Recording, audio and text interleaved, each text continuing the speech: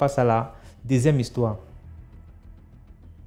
Bonjour DMG, j'espère que tu vas bien et que ta famille aussi se porte bien. Bon, voilà, moi je suis un Gabonais, je vis à Libreville et je suis un de tes abonnés. Depuis un certain temps, j'écoute tes émissions. C'est vrai que je participe jamais au direct, mais voilà, je suis là présent. Donc du coup, je tiens à signaler à tout le monde qui écouteront ce message déjà de s'abonner, de partager au maximum la page pour que la communauté s'agrandisse. Les Africains, nous personnellement, le monde entier a besoin de ce genre d'expérience pour pouvoir avancer spirituellement, surtout spirituellement. Ce qu'on fait, c'est ce que DMG fait ici, c'est pour sensibiliser les gens et pour sauver des vies. Donc, ne vous amusez pas avec le fait de partager et de liker, de commenter et de, voilà, de faire en sorte que elle devienne même la chaîne numéro une en Afrique. Bien. Merci. Comme la plupart de tes abonnés, j'ai plein d'histoires mystiques, donc du coup, je vais essayer d'être court. Ça, c'est une histoire qui m'a été racontée parce que je l'ai vécue, mais j'étais encore très petit. Je pense que je devais avoir 2 ans, 3 ans par là. Mais j'étais encore vraiment petit, donc tout ce qui se passait autour de moi là, je comprenais rien, mais je l'ai vécu. Et plus tard, elle m'a été racontée par mes grands frères, par ma grand-mère, par ma maman, ainsi de suite. Donc, voilà l'histoire. L'histoire se passe dans le sud du Gabon, pour ceux qui connaissent, dans la Nyanga, plus précisément dans la zone de Moabi, mais c'est pas à Moabi. À l'époque, il y avait pas assez de voitures qui circulaient. Ce qu'il faut déjà savoir, c'est que même actuellement, il n'y a toujours pas beaucoup de véhicules qui circulent dans la zone. Donc, du coup, les gens, pour se déplacer à l'époque, euh, pour se déplacer d'un village à un autre, étaient obligés de prendre la Moïse. Et il y a un papa, un monsieur, un vieux, une personne très âgée, qui a décidé de faire un voyage pour aller, je ne sais pas, voir son frère, ou voir sa soeur, ou voir ses parents. Donc, il a décidé de voyager, mais il devait parcourir minimum, on va dire, 24 kilomètres à pied. Et à chaque fois que la nuit le trouvait dans un village, il était obligé d'aller demander au chef du village s'il pouvait dormir. Et c'est comme ça qu'arrivé au village voisin, c'est-à-dire le village avant le nôtre, la nuit, il a trouvé là-bas, il a passé la nuit chez le chef du village. Et le chef du village, en ce temps, avait un de ses petits-fils qui était venu passer les vacances. Et le petit-fils, on l'avait imposé que tu vas dormir avec l'étranger. Il a refusé, non, je ne veux pas dormir avec l'étranger. Moi, je ne sais même pas qui il est. Mais bon, il n'était qu'un enfant, donc le grand-père lui a dit, écoute, il n'y a pas beaucoup de chambres. Tu vas dormir avec le papa, on va installer un petit lit à côté et vous allez dormir. Donc le petit, il a fini de veiller toute la nuit avec ses amis, de manière à ce que quand il arrive dans la chambre, il trouve le papa, il dort déjà. Donc il est rentré aux alentours de 2 heures du matin comme ça. Il est rentré à 2 heures du matin, il a trouvé le papa, déjà bien endormi. Allez, il s'est mis à dormir lui aussi. Très tôt le matin, le papa, il se réveille et il dit au chef, bon, écoute, merci beaucoup pour l'accueil, vraiment, voilà, je vais continuer mon voyage parce que l'idéal serait que je parte un peu plus tôt.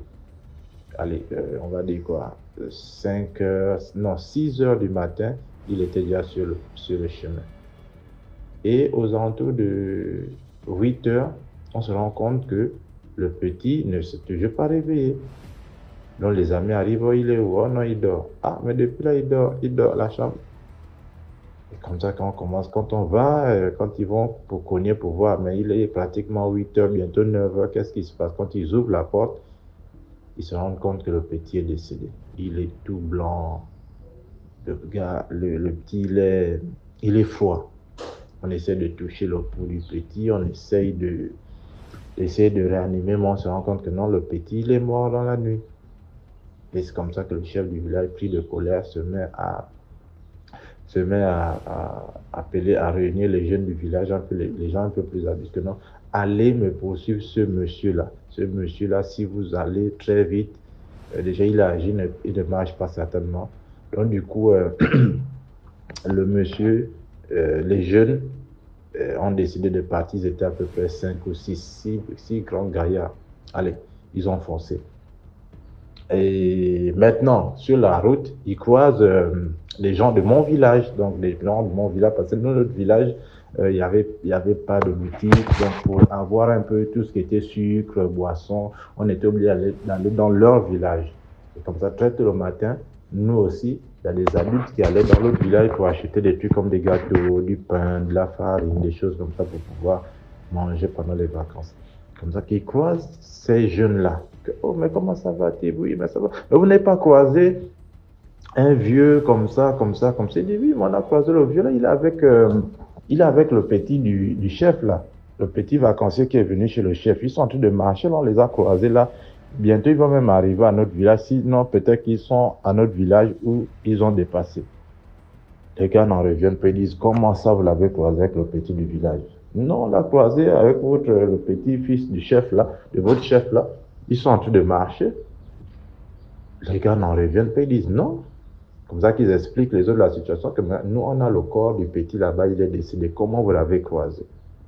Comme ça qu'ensemble, ils décident de faire demi-tour pour se rendre, pour aller retrouver le papa. Et effectivement, ils arrivent dans le village, on leur fait comprendre, mais ils viennent à peine de partir. Si vous marchez là, vous allez les voir en bas de la colline. Quand les gars, ils avancent, ils voient effectivement le papa avec le jeune homme. Ils interpellent le papa, ils interpellent le jeune. Et le jeune est là, oui, qu'est-ce qui se passe? Mais qu'est-ce que tu fais ici? Oh non, le papa là m'a demandé de l'accompagner. Et comme moi aussi, je voulais un peu marcher, j'ai décidé de l'accompagner.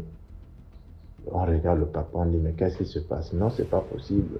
Mais il ne peut pas dire au petit que non, mais on a ton corps là-bas, tu es décédé. Il décide de prendre le papa et le jeune homme les ramener au village. Comme ça que l'affaire explose. Quand ils arrivent, le cadavre est toujours là, il n'a pas disparu. Le jeune homme est toujours là, tu peux le toucher. Mais le jeune homme, quand il regarde le corps, il ne se reconnaît pas.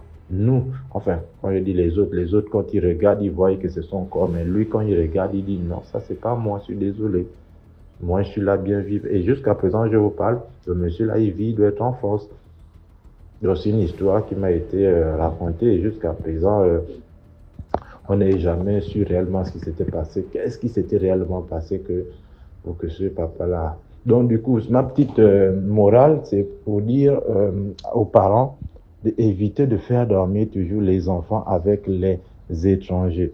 Les étrangers, c'est y compris tout le monde. Ça peut être un oncle, ça peut être une tante voilà, vous allez imposer l'enfant. Oui, il faut dormir avec tonton tel, il faut dormir avec le monsieur là. Il est juste de passage. Il faut faire très attention parce que jusqu'à présent, le monsieur, il vit, il travaille en France, il a une famille, il a des enfants. Il est plus ou moins normal. Est-ce que vous voyez un peu, est-ce que tu comprends un peu? Donc, c'était un peu ça. C'est un phénomène qui, jusqu'à présent, on ne sait pas comment expliquer ça. Malheureusement, la plupart des gens qui ont vécu cette histoire-là sont soit décédés aujourd'hui ou ne sont pas à la portée de tout le monde. Donc, c'est un peu ma première histoire. Je reviendrai pour une prochaine histoire et j'invite encore tout le monde à s'abonner, à liker, à partager, afin que la famille s'agrandisse. Allez, dans les commentaires. Merci beaucoup pour l'histoire. Et là, on va passer à la